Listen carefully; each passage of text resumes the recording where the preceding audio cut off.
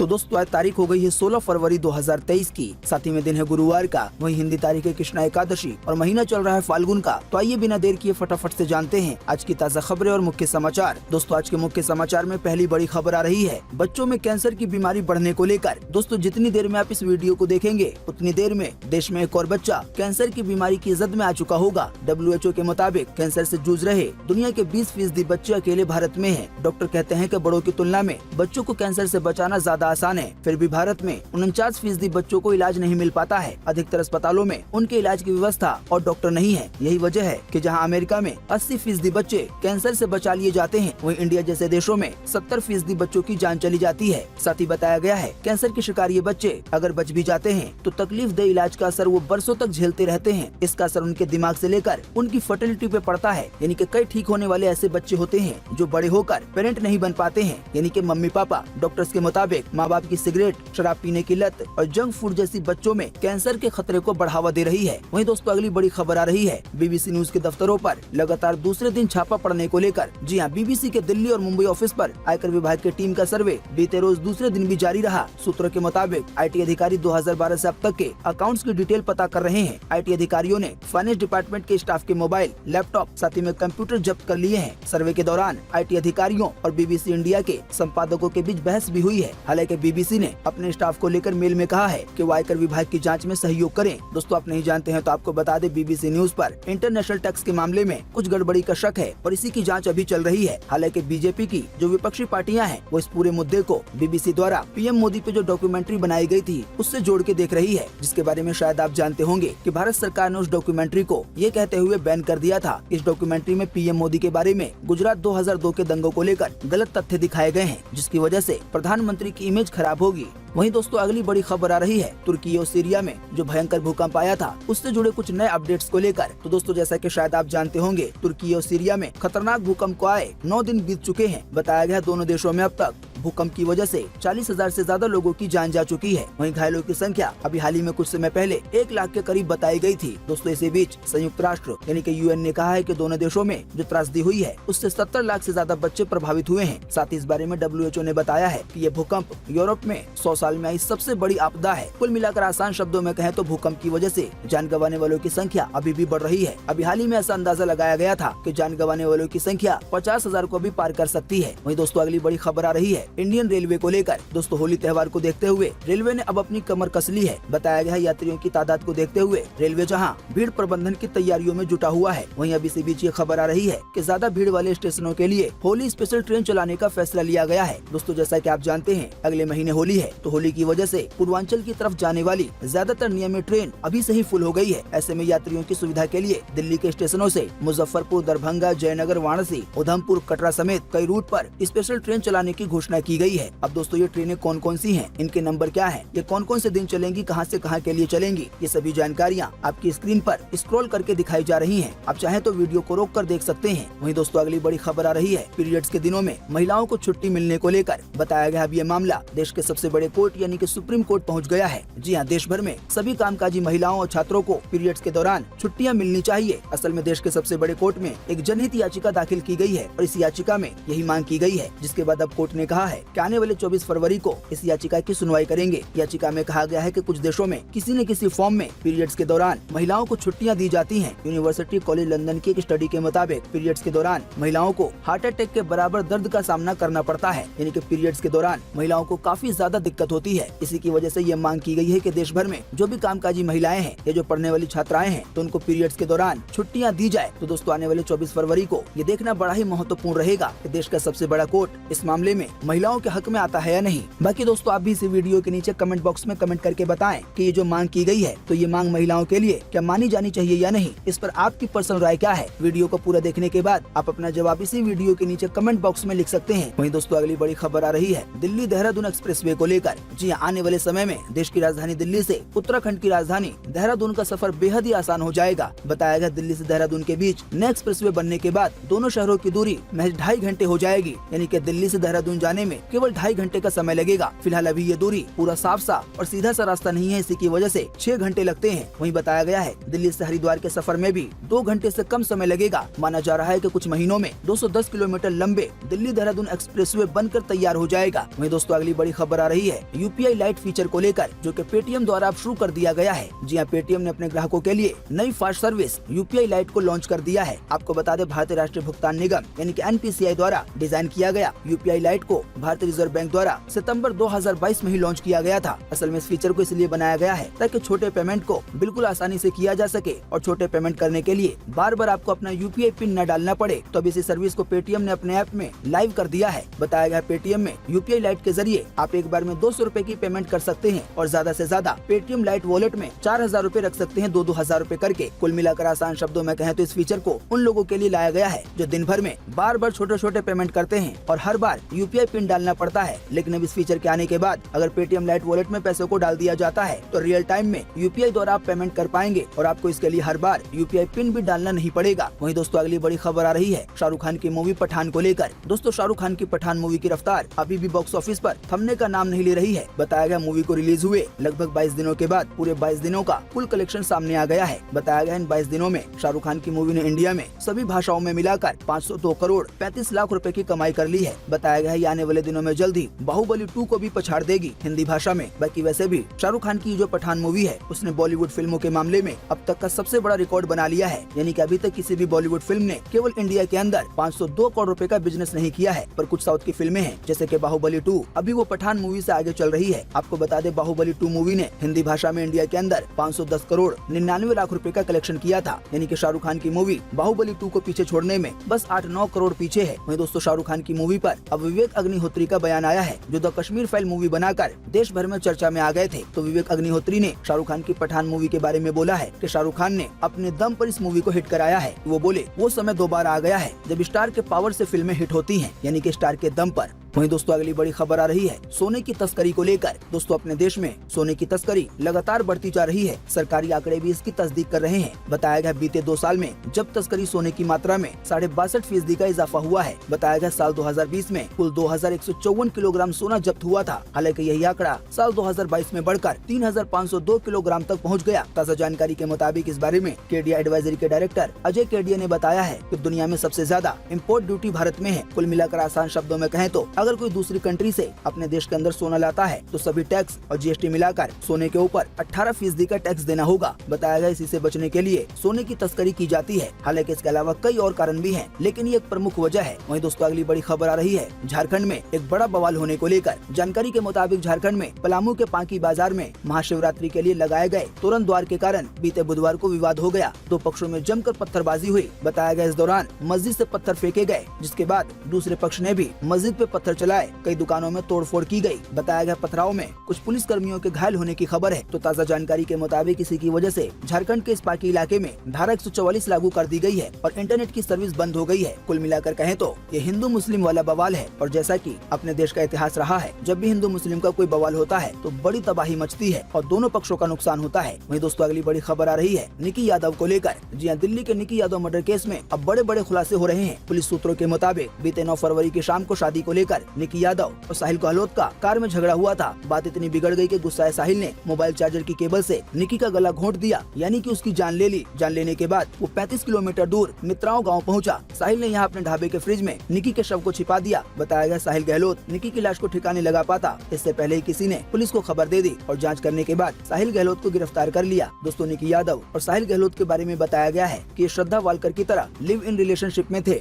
दोस्तों अगर आप नहीं जानते हैं कि लिव इन रिश्ता क्या होता है तो आपको बिल्कुल आसान शब्दों में बता दें कि लिव इन रिश्ता उस रिश्ते को कहा जाता है कि एक लड़का लड़की बिना शादी किए बिल्कुल पति पत्नी की तरह रहते हैं। दोस्तों इसी केस को लेकर एक और खबर आ रही है जिसमें ये बताया गया है कि निकी यादव हरियाणा के झज्जर की रहने वाली थी। वहीं बताया गया बीते शाम को निकी यादव का अंतिम संस्कार कर दिया गया। अंतिम संस्कार करने के बाद परिजनों ने निकी के आरोपी साहिल गहलोत के साथ लिव इन में रहने की बात को नकार दिया है। हालांकि दोस्तों आपको बता दें निकी और साहिल की कई ऐसी तस्वीरें मिली हैं जिसमें दोनों साथ नजर आ रहे हैं। निकी यादव के पिता ने कहा है कि उनकी बेटी को प्री प्लान तरीके से कत्ल किया गया है ये एक साजिश है जिसकी जांच होनी चाहिए और आरोपी साहिल को फांसी की सजा मिलनी चाहिए। वहीं दोस्तों अगली बड़ी खबर आ रही है चीन के जासूसी बैलून को लेकर, जो कि अब अमेरिका को मिल गया है। जी आखिरकार ये तय हो गया है कि बीते 5 फरवरी को अमेरिका ने अपने हवाई क्षेत्र में जो चीनी बैलून मार गिराया था वो जासूसी ही कर रहा था। अमेरिका ने खुद इसकी पुष्टि कर दी है। अमेरिकी मिलिट्री की नॉर्दर्न कमांड ने कहा है कि साउथ कैरोलिना के समुद्री क्षेत्र में पिछले हफ्ते हमने चीनी बैलून को मार गिराया था। इसके मलबे को नेवी की स्पेशल टीम ने बड़ी मशक्कत के बाद रिकवर कर लिया है। साथ ही बताया गया है मलबे की लेबोरेटरी में जांच कराई गई। इसमें ये साफ हो गया है इस बैलून में हाई डेफिनेशन सेंसर और कैमरे लगे हुए थे। इसके अलावा भी कुछ और इलेक्ट्रॉनिक चीजें बरामद हुई हैं जो कि बैलून में लगे हुए थे, यानी कि एक बहुत बड़े गुब्बारे में। दोस्तों अगर आप हमारे मुख्य समाचार रोजाना देखते होंगे तो शायद आपको पता होगा कि अभी हाल ही में कई देशों के ऊपर एक बड़ा सा गुब्बारा देखा गया। ये अमेरिका, भारत समेत कई देशों के ऊपर देखा गया था। इसके बारे में अमेरिका ने दावा किया था कि चाइना द्वारा भेजा गया है, वो भी जासूसी के लिए। हालांकि चीन ने इस बारे में कहा था कि हम इसके जरिए मौसम वगैरह की जानकारी ले रहे हैं। हालांकि अब बीते रोज अमेरिका की ओर से ये जो जानकारी आई है उसमें ये बात साफ हो गई है कि चाइना द्वारा जो बैलून भेजा गया था, जो बड़ा सा गुब्बारा भेजा गया था, असल में वो देशों की जासूसी कर रहा था। इसी की वजह से उसमें कई सेंसर लगे हुए हैं, साथ ही में कैमरे वगैरह भी लगे हुए हैं। वहीं दोस्तों अगली बड़ी खबर आ रही है कोहिनूर हीरे को लेकर। ताज़ा जानकारी के मुताबिक ब्रिटेन की नई रानी यानी कि किंग चार्ल्स तृतीय की जो पत्नी है कैमिला, वो ताजपोशी के दौरान क्वीन एलिजाबेथ का कोहिनूर जड़ा ताज नहीं पहनेंगी। बीते मंगलवार को इसका ऐलान किया है। दोस्तों असल बात यह है कि जो कोहिनूर हीरा है वो अपने देश का है। हालांकि अभी ये हीरा जो ब्रिटेन की रानी का ताज है उसमें जड़ा हुआ है। दोस्तों वैसे आप नहीं जानते हैं तो आपको बता दें, भारत ने ब्रिटेन के सामने कई बार कोहिनूर हीरे पर अपना कानूनी हक होने का दावा किया है और कोहिनूर हीरा मांगा है। वहीं दोस्तों अगली बड़ी खबर आ रही है एलन मस्क को लेकर। जानकारी के मुताबिक बिलियनर एलन मस्क ट्विटर के नए सीईओ की तलाश कर रहे हैं। अभी हाल ही में बीते बुधवार को एलन मस्क ने कहा कि उन्हें ऐसी उम्मीद है इस साल के आखिर तक ट्विटर के लिए एक नया सीईओ मिल जाएगा। हालांकि इसी बीच एलन मस्क ने ट्विटर पे अपने डॉग फ्लोकी की फोटो शेयर कर मजाक में उसे ट्विटर का नया सीईओ बताया। साथ ही कुत्ते के बारे में कहा ये दूसरे लोगों से काफी अच्छा है। वहीं दोस्तों अगली बड़ी खबर आ रही है देश के सबसे बड़े बैंक यानी कि एसबीआई में एफडी की ब्याज दरें बढ़ने को लेकर। ताज़ा जानकारी के मुताबिक स्टेट बैंक ऑफ इंडिया ने फिक्स डिपॉजिट यानी कि एफडी पे मिलने वाली ब्याज दरों में बढ़ोतरी की है। बताया गया एसबीआई ने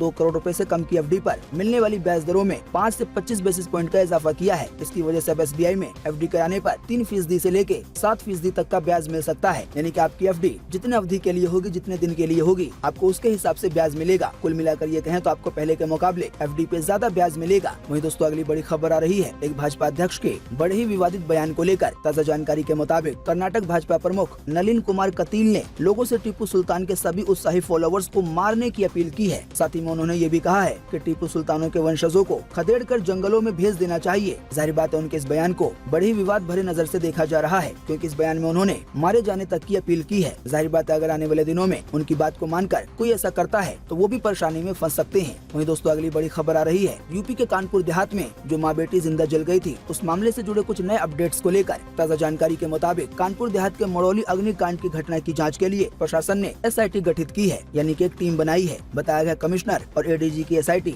एक सप्ताह में रिपोर्ट शासन को सौंपेगी। दोस्तों अगर आपने हमारे बीते रोज का मुख्य समाचार देखा होगा तो शायद आपको पता होगा कि अभी हाल ही में कानपुर देहात में प्रशासन के कुछ अधिकारियों की वजह से माँ बेटी जिंदा जल गई। असल में प्रशासन के कुछ अधिकारी इलीगल घर को गिराने के लिए गए हुए थे। इसी दौरान एक झोपड़ी में माँ बेटी अंदर चले गए और जो घर को तोड़ने का काम किया जा रहा था उसका विरोध करने लगे। इसी बीच झोपड़ी में आग लग गई। बताया गया जैसे ही झोपड़ी में आग लगी वैसे ही अधिकारियों के कहने पर झोपड़ी गिरा दी गई जेसीबी के जरिए और इस अग्निकांड में माँ बेटी की जिंदा जलकर जान चली गई। हालांकि इस मामले में यूपी की जो सरकार है वो काफी सख्त हो गई है। अभी हाल ही में एसडीएम को भी सस्पेंड कर दिया गया था, साथ ही में कई लोगों को गिरफ्तार किया गया था। और फिलहाल जो ताज़ा जानकारी आई है उसमें ये बताया गया है जैसा कि आपने जाना इस पूरे कांड के लिए एक नई टीम बनाई गई है जो कि जांच करेगी। वहीं दोस्तों अगली बड़ी खबर आ रही है अडानी समूह को लेकर। दोस्तों अडानी समूह और हिंडनबर्ग की रिपोर्ट से जुड़े मामलों पर हो रहे विवाद के बीच एक बड़ी खबर आ रही है। दोस्तों अडानी समूह की कंपनियों के शेयरों में उठापटक का दौर फिलहाल जारी है। हालांकि इसी बीच समूह की ओर से कहा गया है कि उसका बही खाता बहुत ही अच्छी स्थिति में है, उसकी नजर कारोबार में बढ़त को कायम रखने पर है। साथ ही अडानी समूह ने निवेशकों से बिल्कुल निश्चिंत रहने की अपील की है और कहा है कि उसके पास पर्याप्त नकदी है, यानी कि पैसे की कोई कमी नहीं है और वो अपने कर्जों को चुकाने में क्षमता रखता है। वहीं दोस्तों अगली बड़ी खबर आ रही है पेट्रोलियम उत्पाद पर जीएसटी लगने को लेकर। जी हां, सभी राज्यों की मंजूरी होने पर ही पेट्रोलियम उत्पादों को वस्तु एवं सेवा कर यानी कि जीएसटी के दायरे में शामिल किया जा सकता है, यानी कि फिर पेट्रोल डीजल पर जीएसटी लग सकता है। अभी हाल ही में कुछ समय पहले ऐसी खबरें आई थी जिसमें ये बताया गया था कि अगर पेट्रोल डीजल पर जीएसटी लगा दिया जाता है यानी कि बाकी सभी टैक्स हट जाएंगे और केवल जीएसटी लगेगा तो इसकी वजह से पेट्रोल डीजल काफी सस्ता हो जाएगा। हालांकि दोस्तों पेट्रोल डीजल पर राज्य सरकार भी टैक्स लेती है और केंद्र सरकार भी। इसी की वजह से पेट्रोलियम उत्पादों को जीएसटी के दायरे में लाने के लिए केंद्र सरकार के साथ साथ सभी राज्यों की सरकारों की मंजूरी भी जरूरी है। अब ताज़ा जानकारी के मुताबिक मुताबिक इसी बीच देश की वित्त मंत्री निर्मला सीतारमन ने कहा है कि सरकार विकास को बढ़ावा देने के लिए लगातार कोशिश कर रही है। वहीं पेट्रोल डीजल को जीएसटी के दायरे में लाए जाने पर ये कहा गया है कि इसके लिए फिलहाल कोशिश की जा रही है। वहीं दोस्तों अगली बड़ी खबर आ रही है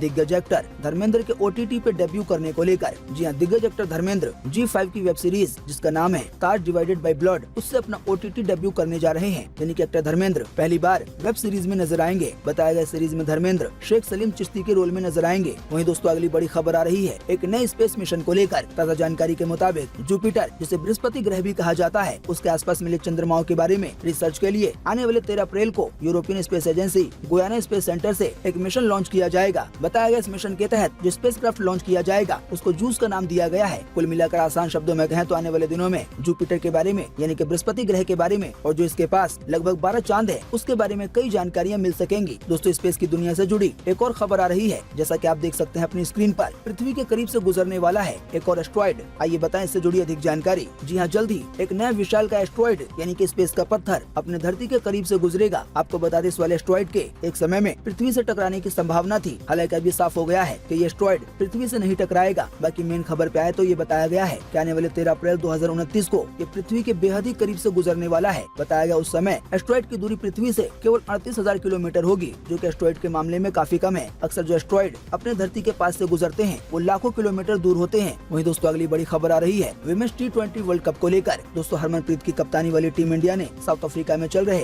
विमेंस T20 वर्ल्ड कप में वेस्ट इंडीज पर 6 विकेट की आसान जीत दर्ज की है बीते रोज। आपको बता दें ये भारत की इस वर्ल्ड कप में लगातार दूसरी जीत है। इस जीत के साथ ही भारतीय टीम सेमीफाइनल के करीब पहुंच गई है। टीम इंडिया ने वेस्ट इंडीज पे लगातार 8वीं T20 जीत हासिल की है। अब भारत का अगला मुकाबला 18 फरवरी को इंग्लैंड से होगा। दोस्तों आपको बता दें ये T20 वर्ल्ड कप विमेंस का है यानी कि महिलाओं का। वहीं दोस्तों अगली बड़ी खबर आ रही है सानिया मिर्जा को लेकर। ताज़ा जानकारी के मुताबिक भारत की टेनिस स्टार सानिया मिर्जा को महिला प्रीमियर लीग में रॉयल चैलेंजर्स बैंगलोर महिला टीम का मेंटर नियुक्त किया गया है। महिलाओं का जो IPL होगा यानी कि WPL उसमें जो बैंगलोर की टीम है सानिया मिर्जा उसके लिए मेंटर नियुक्त की गई है ताकि वो खिलाड़ियों की मदद कर सकें। वहीं दोस्तों क्रिकेट की दुनिया से एक और बड़ी खबर आ रही है। दोस्तों भारत और ऑस्ट्रेलिया के बीच BGT यानी कि बॉर्डर गवास्कर ट्रॉफी का दूसरा टेस्ट दिल्ली में खेला जाएगा। आपको बता दें ये 8वीं बार होगा जब दिल्ली में दोनों टीम एक दूसरे के सामने होगी। हालांकि दोस्तों आपको जानकर हैरानी होगी कि भारतीय टीम पिछले 36 साल से टेस्ट मैच में इस मैदान पे विजय रही है। आपको बता दें दिल्ली के इस स्टेडियम में कुल 12 मुकाबले खेले गए हैं और 12 में से 10 मुकाबले भारत ने अपने नाम किए हैं, जबकि 2 मुकाबले ड्रॉ रहे हैं। तो आने वाले दिनों में दिल्ली में जो टेस्ट मैच खेला जाना है उससे जुड़ी ये बड़ी खबर सामने आ रही है, जिसमें ये बताया गया है कि दिल्ली के इस वाले स्टेडियम में भारत बीते 36 साल में एक बार भी नहीं हारा है। दोस्तों क्रिकेट जगत को लेकर एक और खबर आ रही है जिसमें ये बताया गया है कि क्रिकेट की दुनिया में भारत 6 घंटे के लिए क्रिकेट के सभी फॉर्मेट में नंबर 1 बन गया था ICC की गलती की वजह से। जी ICC की गलती से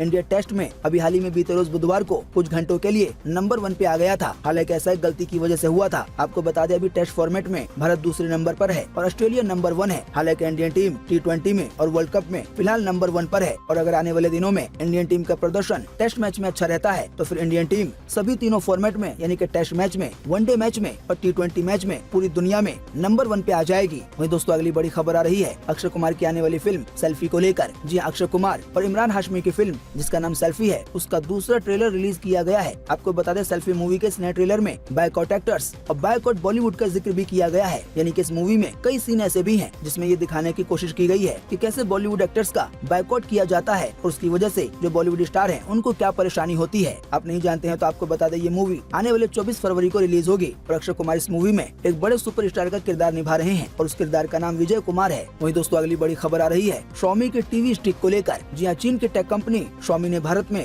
अपना latest TV stick 4K launch कर दिया है। बताया गया Xiaomi टीवी स्टिक 4K एक कॉम्पैक्ट और पोर्टेबल स्ट्रीमिंग डिवाइस है जो किसी भी नॉर्मल टीवी को स्मार्ट टीवी में बदल सकता है। साथ ही Xiaomi के इस स्टिक के जरिए नॉर्मल टीवी में 4K रेजोल्यूशन वाली वीडियो भी देखी जा सकती है। कुल मिलाकर आसान शब्दों में कहें तो Xiaomi के इस टीवी स्टिक के जरिए आप अपने नॉर्मल टीवी को स्मार्ट टीवी बना सकते हैं। अब ये कैसे होता है इसके बहुत सारे वीडियो आपको YouTube पर मिल जाएंगे। बाकी ये जो नई स्टिक लॉन्च की गई है इसकी बिक्री आने वाले 20 फरवरी से शुरू होगी MI के ऑफिशियल वेबसाइट पर। वहीं दोस्तों अगली बड़ी खबर आ रही है आज 16 फरवरी 2023 के राशिफल को लेकर। तो शुरू करते हैं कि आज का दिन संतोष और शांति दिलाने का है। आज आपको राजनीतिक क्षेत्र में की गई कोशिशों में कामयाबी मिलेगी। इतना ही नहीं, शासन और सत्ता से जुड़े लोगों के लिए आज का दिन लाभकारी रहने वाला है। साथ ही कहा गया आज रात के समय अप्रिय व्यक्तियों से यानी कि जो आपको ज्यादा पसंद नहीं है उनसे मिलने की वजह से आपको कष्ट का सामना करना पड़ सकता है। वहीं मिथुन राशि वालों को लेकर कहा गया है कि आज का दिन धन के मामले में थोड़ा उतार चढ़ाव भरा होगा। साथ ही बताया गया आज आपकी कोई बहुत ही कीमती चीज चोरी हो सकती है, इसीलिए अपनी कीमती चीजों को संभाल कर रखें। वहीं कर्क राशि वालों को लेकर कहा गया है कि आज का दिन संपत्ति के मामले में काफी उत्तम रहने वाला है। आज आपके कार्य क्षेत्र में प्रगति होगी यानी कि आपके काम में। इतना ही नहीं, आज की गई यात्राएं आपके लिए लाभदायक साबित हो सकती हैं। वहीं सिंह राशि वालों को लेकर कहा गया है कि आज का दिन आमदनी के मामले में बहुत ही अच्छा रहेगा। आज आपको आमदनी बढ़ाने के लिए कमाई के कई रास्ते मिलेंगे। वहीं कन्या राशि वालों को लेकर कहा गया है कि आज का दिन भाग्य का साथ दिलाने वाला रहेगा। आज रोजगार व्यापार के क्षेत्र में आप जो भी कोशिश करेंगे उन सभी में आपको कल्पनीय कामयाबी मिलेगी। साथ ही आज आपको संतान की ओर से यानी कि औलाद की ओर से अच्छा समाचार मिलेगा। वहीं तुला राशि वालों को लेकर कहा गया है कि आज का दिन काफी सुखद रहने वाला है। आज घर परिवार के सभी सदस्यों की खुशियां बढ़ेंगी। कई दिनों से चली आ रही लेन देन की कोई बड़ी समस्या हल हो सकती है। वहीं वृश्चिक राशि वालों को लेकर कहा गया है कि आज का दिन सामान्य से थोड़ा निम्न रह सकता है। आज आपको सेहत के मामले में कुछ आंतरिक विकार हो सकते हैं, जिसके कारण आपको अच्छा खासा धन खर्च करना पड़ सकता है। वहीं धनु राशि वालों को लेकर कहा गया है कि आज का दिन काफी अच्छा रहने वाला है। आज आपके विरोधी भी यानी कि जो आपको पसंद नहीं करते हैं वो भी आपकी तारीफ करेंगे। आज आपको बड़े अधिकारियों से निकटता और गठजोड़ करने में लाभ हासिल हो सकता है। वहीं मकर राशि वालों को लेकर कहा गया है कि आज का दिन आर्थिक मामलों में सफलता दिलाने वाला है। आज आप आजीविका के क्षेत्र में जो भी प्रयास करेंगे वो सभी फलदायक होंगे। वहीं आज आपको कार्य क्षेत्र में यानी कि काम में